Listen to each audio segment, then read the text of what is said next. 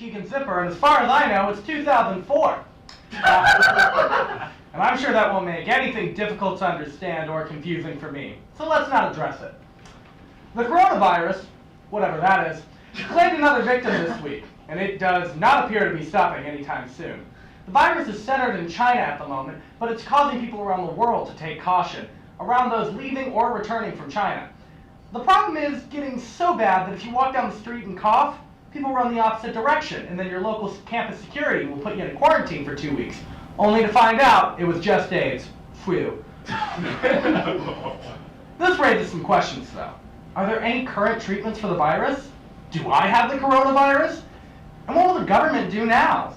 Well, next week not only has the answer to one of those questions, and that's that the Chinese government will release the bubonic plague back upon its citizens to prevent the coronavirus from causing any more fear. The virus will begin to take out large numbers. The sick will cry for help, but the doctors will be too busy trying to find a cure with dozens of side effects that will kill you faster than the plague. In an effort to avoid blame for the plague's spread, mosquitoes, rats, and fleas are going to unite. Together, using the power of their newfound friendship, the mosquitoes will raise the flea-covered rats off of the ground and begin their journey. Their first trial is the blazing dunes of the Sahara Desert without a drop of water, and their second is to cross the Atlantic Ocean and fight off deadly hurricanes. The third, to take a small snack break on the plastic islands in the ocean without recycling. Now, this crushing dilemma leads a couple to abandon course. After they complete all these 3 trials, they will end their journey at the soft, rolling hills of Greenland, only to find out that it's definitely not green and freeze to death. Anyhow, Chinese government now has a problem. Without the fleas, rats, and mosquitoes, who all just committed specieside, the plague's not going to spread. The coronavirus begins to grow again, and at the same time, to bring some hope, Oprah will be visiting China to help with the relief efforts. She holds a large charity event for the survivors of the disease, and a huge shock occurs. Under all their chairs, a bottle of Corona beer. Oh, how thoughtful of Oprah. The Chinese citizens soon begin to drink and enjoy themselves. But then Oprah will start to laugh. The bottles of Corona secretly had the bubonic plague in them. Oprah begins to shout, "You have the plague! You have the plague! And you have the plague too!" She was secretly working for the Chinese government all along. In one day, millions will fall to what the Chinese government will describe as excessive partying. While the Chinese government is enjoying its success, more mass deaths are spreading into other countries. How so? Well, upon seeing what Oprah did, other celebrities decided to join in on the action. Martha Stewart, who was fed up about all the moms complaining about her recipes, gets convicted again, this time for putting thumbtacks in her recipes. Britney Spears got tired of all the fan mail and is now under arrest for showing at homes and shouting, "It's Britney, bitch," before filling innocents with smallpox-filled darts. And Elon Musk sends his regards from his private estate on Mars as his fast rockets fly all around, dropping clouds of gaseous acid, which are completely harmless because he forgot to test it. After a couple weeks, China will have fallen, the rest of Asia will be soon to follow, and Europe's actually fine because they're immune. And the American youth openly accepted the virus.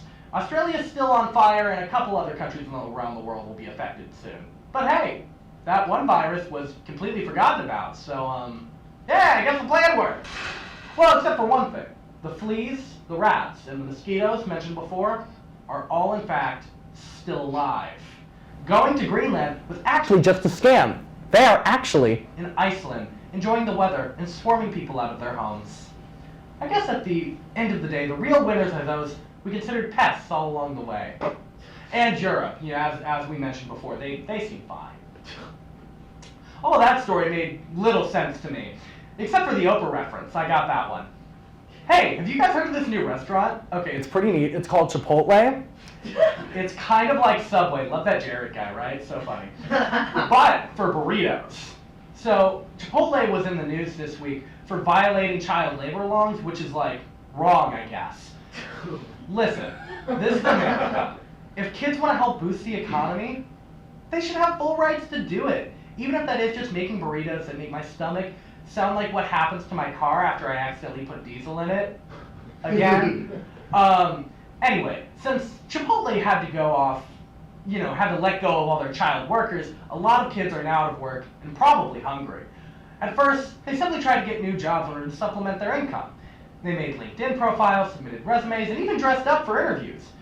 But all to no avail. Because, they're 12. Eventually, money started running low, and unemployed American youth started getting desperate because of this staggering increase in what we here at Nick Now will call street youth. We predict that these homeless, jobless children will have nowhere to turn to but a life of crime as pirates.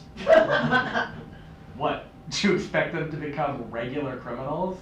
After Chipotle? Hell no. Have you ever seen a Chipotle worker? They look like they're absolutely dying for some excitement.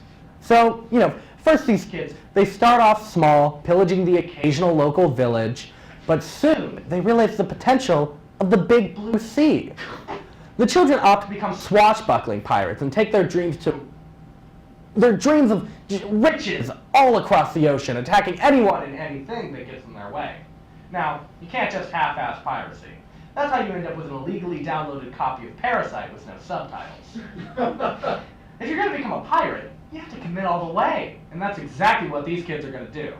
It's not enough to just wear some Dollar Tree eye patch or something. So in a couple too intense games of Truth or Dare, the kids brutally yank out each other's eyes and limbs in order to truly need those hooks, pegs, and peg legs and eye patches.